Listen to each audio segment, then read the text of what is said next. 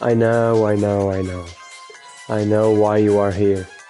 You want to see NecroDancer 2 boss fight. Like, I've never really understood why most people have such a huge problem with this boss fight. Like, this is easy, man. I always like to give him an head start, so it's a bit more fair to him. That's what I always do. So, we are basically going to start the phase 2, and I have zero hits on him. Like, the problem with most people with this fight is that they try to rush everything so much and they completely forget about all the enemies around. Like, sure, you have to be fast, but you don't need to feel like you need to do everything racing, you know? Like, I'm obviously being a bit slow here, I'm just joking, I just want to show you that it's completely possible. But most importantly about this boss fight is take your time.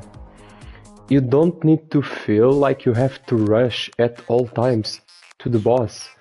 Like, you only need to hit him 5 times, and as soon as you get to that phase 2, you are completely safe. And like, you can still die on phase 2, but only if you really mess up. Like, it happened to me, but it only happened to me once. I never let it happen to me again. So just be careful with that phase 2. The game wants to pressure you into thinking you have to go fast because there's a time limit. Don't let the game trick you. Don't let the game play you. You play the game. So, do you know when someone basically trivializes a boss, and when you see someone do that, you can finally do that boss properly and it just seems easy? You are welcome, because I just did that. This boss is not that difficult if you know what to do. What you want to do is to learn how to properly use lures. Let me just put Bard so I can show you. .bit. I created a small arena here so I can show you how to properly do lures with the NecroDancer 2. Like, you don't have to create this, you can train this on his actual boss fight. So let me show you. Grabbing this torch just so you can see it properly. So to do lures, you basically want to have NecroDancer 2 in an L position from your current tile. So right now he is like on an L, 1 tile above me and 4 tiles to the side. This is the position you want him to be at all times. If he is in this position, and let's call it like you are on parity with him, like at this moment I'm not on parity with him because I have to lose a bit for him to come to me. So if I lose a bit, it didn't happen because I need to lose 2 bits. Sometimes it may also happen, need to lose another bit. So he now came to me and I never moved. If I started going against him, he would run away. Instead, I just stopped because I know that I'm in the right position to call him. Like I told you, you need to be 4 tiles away from him, either horizontally or vertically, but then the other direction, which in this case is vertical, you need to be 1 tile away from him. So it's always like an L, like this position or this, it needs to be like an L. And now I can attack him. So now I'm basically going to do the same thing, trying to find that L position. And here I always try, instead of going full left against him, I try to walk like diagonal. 1 left, 1 up, 1 left, 1 up, trying to find my way through that L shape. Once again, I'm in a good position, but now is 1, 2, 3, he's still 4 tiles, right? Which means if I lose a bit now, I need to lose another one. He comes to me. So, like I told you before, instead of going after him, if I know this position very well, I can attract him to me. So now let's do this vertically. He is 1, 2, 3. So he needs to be 4, right? So if I go up, he is now 4. And now I lose a bit, and he is in that position again, and I can attack him. So I'm always trying to find that perfect spot. Let me show you if I just try to go after him, what happens. Look how many bits I'm missing just to attack him. And now I'm like in the far corner of the arena, the far corner. Instead of me being in the middle, and when he spawns again in another position, I'm at least close to him. Now I need to go full to the other side to actually go to him. Like, thankfully he moves diagonally, and even if you mess up, he can still come back to you pretty quick. But always try to do lures if you can. If you can't, don't stress, because you just saw in the beginning of the video, I didn't do any lures, I just started in phase 2 and I still did it. Don't feel like you have to do this. This will be very helpful. But the most important thing about this boss fight is not NecroDancer. It's all the enemies around you. Those are the problem. Like, when did you die because of NecroDancer? He never kills you. Who kills you? All the enemies, the bombers, the mages, the riders. Why? Because you were just like tunnel vision to let's kill NecroDancer, let's kill NecroDancer. That's a mistake. That's a mistake. You shouldn't do that. You shouldn't do that. So now that I've show you how to do lures, like these will require practice. You need to play this boss fight a lot of times with the beat to feel where he is going to be. It's hard to sometimes predict that 4 tiles, like that L position perfectly, and you just gotta practice. Another very important thing about this boss fight is you saw that I was losing bits with Bard waiting for him, but don't just keep losing bits in this boss fight, because you might find yourself stuck between skeletons and then you just can't move. Or even just losing a bit and randomly there's like a rider and it just hits you and insta-kills you because you were losing a bit, and you can't lose a bit because he is next to you. So if you can lose a bit, if you have space, do it. If you can't, don't lose it. What I always like to do is do like movements left, right. I don't like to follow him. I like to try to stay on the same place like this, like in a square. When I kind of feel comfortable that he's kind of close and I think I'm going to do a lure, I go. But I try not to overthink too much about it, because sometimes what happens is he will do a summon. He will like stand his hand up or something like that and do a summon, or throw a bomb at you. And when he does that, he won't be attracted to your lure. He will be doing something else. So your lure will be a waste of time.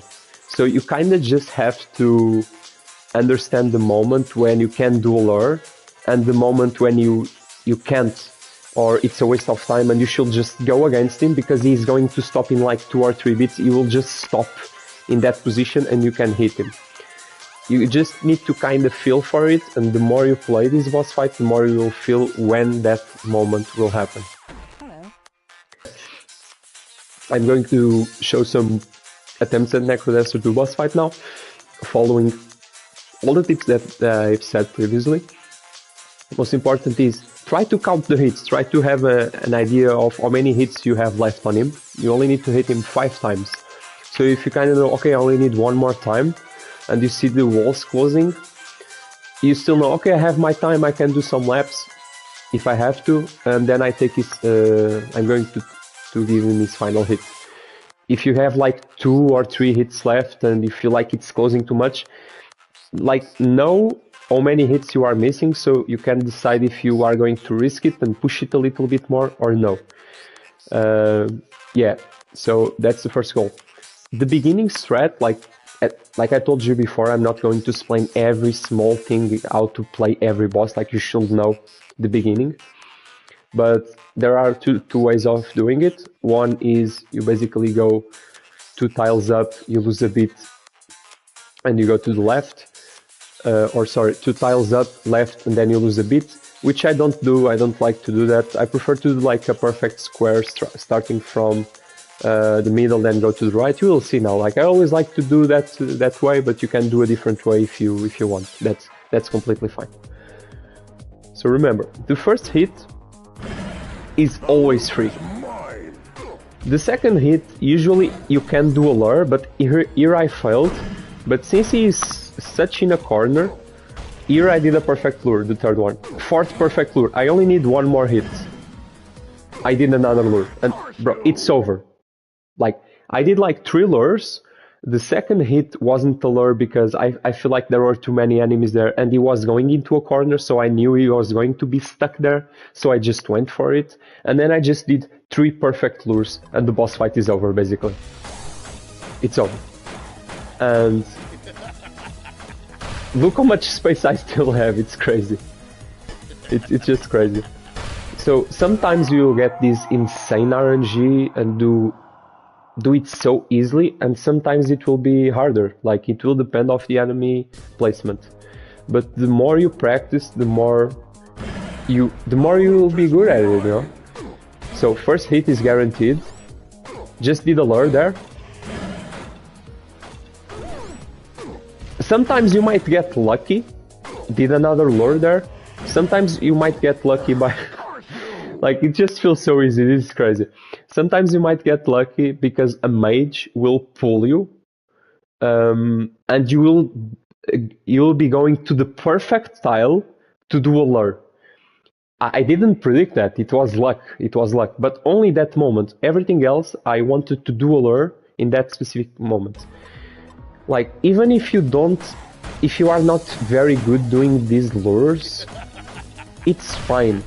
Like, most of the time, you kind of just have to move up or downside, up or downside. Do like I told you in the beginning, like do some kind of diagonal movements to kind of place with him. And sometimes you don't even know you are doing a lure. You are just moving against him and randomly it's a lure. And it just happened. So don't feel like you are obligated to do this. One more time. One lure, 2 hits. I couldn't do the lure here because an enemy blocked me, and then you see that he just summoned an enemy. So basically, I just went against him instead of... let me just focus.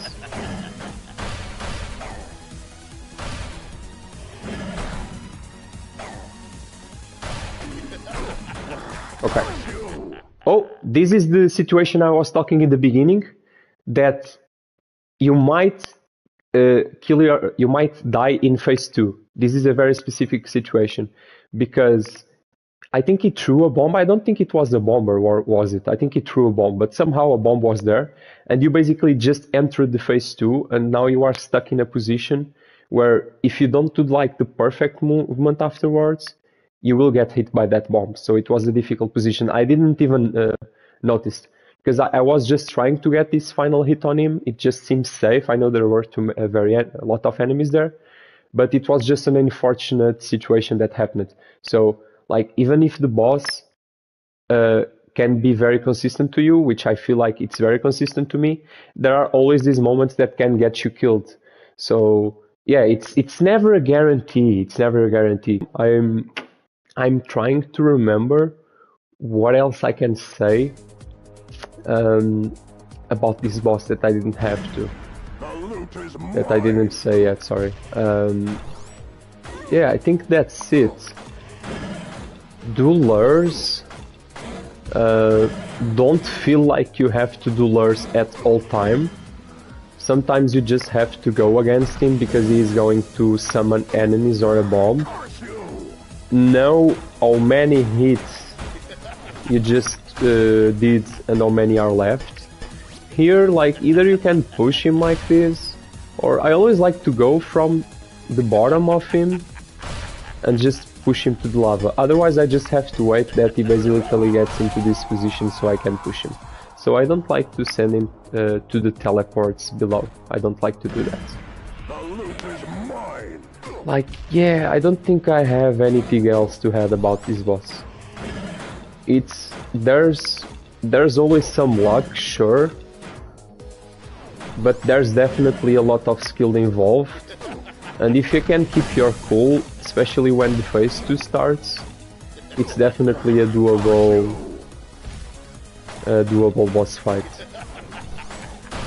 Also, be very careful when phase 2 starts, because sometimes you can be in a very unfortunate position where it just threw a bomb at the worst possible position ever and you just spawn there, or when you enter phase 2 you are there. Or there's just a bomber that exploded in that very position, and you are just in the worst possible place you could be. Here I was a bit lucky that the walls didn't close, because if the walls closed there, I was going to be pushed against the bomb. And probably here I wanted to attack him, but did you see that if I attacked him, I was probably going to die. Like, and I somehow still clutched that. Like, you all thought, nah, he's dead, he's dead. It's still possible to clutch in that moment.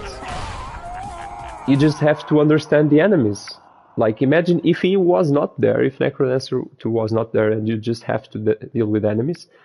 Those were the moves you had to do to survive, and that's what you need to understand. Like, sometimes, even if he's there and take one final hit, but if you jump in that specific tile, you are going to get bombed and die. So, don't do it.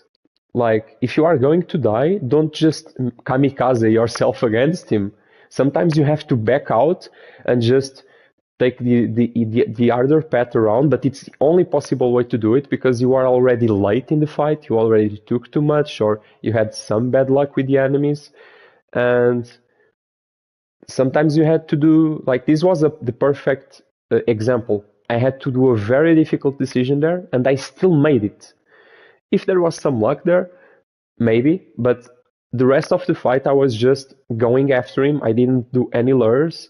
It was my mistake until that point, and I still clutched in the end. So, yeah, I think that's it about this boss fight. I was trying to remember more stuff, but I think this is the most important. Like, regarding the other, like, before going to the other bosses, just the general tips for Melody, because we just jumped straight away to NecroDancer 2. I would say that Zone 1, most important thing about Zone 1 is be very aware of these spirits. Melody will have a lot of spawns, and if you are in a very tight corridor in Zone 1 like this, and sometimes you are like killing a red dragon and you want to go up because you are trying to kill the red dragon below you, and you just can't. Like, you either go to the side, which you can't because you are in a tight corridor, or you need to go down and you can't because there's like a dragon there. So be very careful, create space, open, dig walls, create some space for Melody in Zone 1. And be careful with traps. Zone 2 is not too bad. Just be careful if like a mini boss just appears out of nowhere and you need to take care of him fast. Like, remember, your hit, if you are not on parity with an enemy, but on the next move he is going to die, your weapon and your hit will be prioritized. So remember, that's very important to keep in mind, because instead of you having to wait like 1 or 2 bits, sometimes you can just go and kill the enemy immediately and save those bits that you will need in order to survive. So kill enemies fast. Zone 3, same thing, kill enemies fast, be careful of the beginning spawns, and there are also spirits in Zone 3, the purple ones. Zone 4, for 1 specifically, be very careful about the Warlock, because the Warlock, sometimes you will be just digging a wall, and the moment you dig a wall, he is just next to the wall there, and you just get teleported immediately, and you didn't want to get teleported. Like, you are just trying to run away, like, I want to run away, and I just get teleported to him, and in that moment there's an enemy there that is going to attack, and I get teleported and I get attacked by that enemy. So be very careful with 4-1. 4-2 will be the last floor with Melody, because you can wait for 3. 4-3 is the only floor you can literally just, as soon as 4-3 starts, you just wait, you don't move, you don't need to kill the mini-boss. Because NecroDancer 2 is a special fight with a timer, it doesn't have an arena. So it can spawn a mini-boss, so you don't need to kill him. However, 4-3 is the only floor with pixies. Pixies will give you health. So imagine if you have 0.5 health before going to NecroDancer 2 boss fight. You can try to risk it and do 4-3 and search for pixies. Like, I had my own rule. Like, I created my own rule and told myself, whatever happens, I will never do 4-3. I don't care if I have 0.5, if I have 1, if I have 2 health. I will never do 4-3. That's my personal rule. You do what you think it's right. Like, if you feel like you might get hit in NecroDancer 2 boss fight and you might still survive if you have more health, risk it. But I still think 4-3 overall is a more risky floor than NecroDancer 2 boss fight, because in NecroDancer 2 boss fight, if you are going to die by an enemy, it's going to be a mage, a bomber, or a rider, a yellow rider, and all of these will insta-kill you. So unless you get attacked by a small white skeleton and you only lose 0.5, and if you had like 1 or 1.5 hearts, you will survive. It doesn't really matter if you have either 2 health or 0.5 health. Like, I took hits by skeletons and I still survived previous Melody fights. But still, that was just my personal rule to not do it. It's your decision. Regarding bosses for Melody are overall pretty easy. You only go until the 3rd variant, because you don't have a 4th variant, it's a special boss fight. And also before that, there is not a single boss here that requires a specific use of bomb to do it. So I will say, if you are in a very difficult position with Melody, like Zone 4, Zone 3, like even Zone 1 or Zone 2, just immediately drop your bomb. Like, it can, even if it just kills one enemy, or if it's like a red dragon and you feel like you are a bit scared and a bit tight, like, just drop the bomb. Just drop it. Might as well use it somehow, then go to the final fight and still have a bomb, and you will never use it on the final fight. You will never use it. You don't have to. So, yeah, just use the bomb whenever you want to. Don't feel like you need to save it for a boss. You won't need it.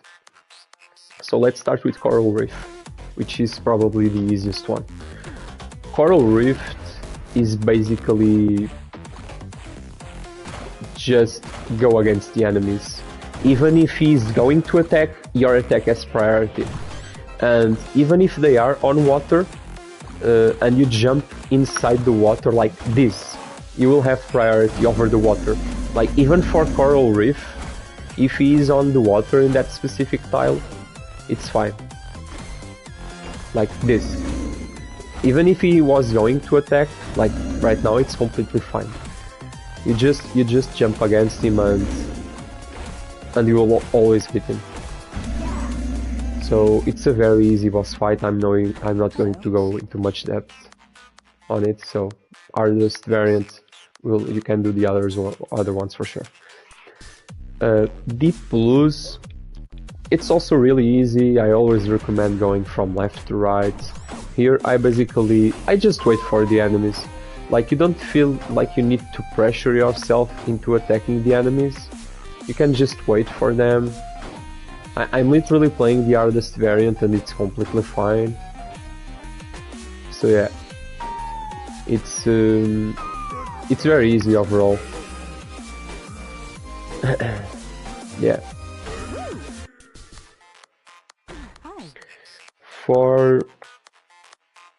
Let's start with like Dead Metal 1. For Dead Metal 1, doesn't matter if you enter on parity or not. The most important thing for all Dead Metal fights is make sure you don't hit him like this on his shield, because if you do, look how many enemies he can spawn. In Dead Metal 1 and 2 he can spawn 7 enemies. So when you are taking care of all the enemies in the room, just make sure that you don't hit him like this on the shield. It's the only thing that you need to be careful.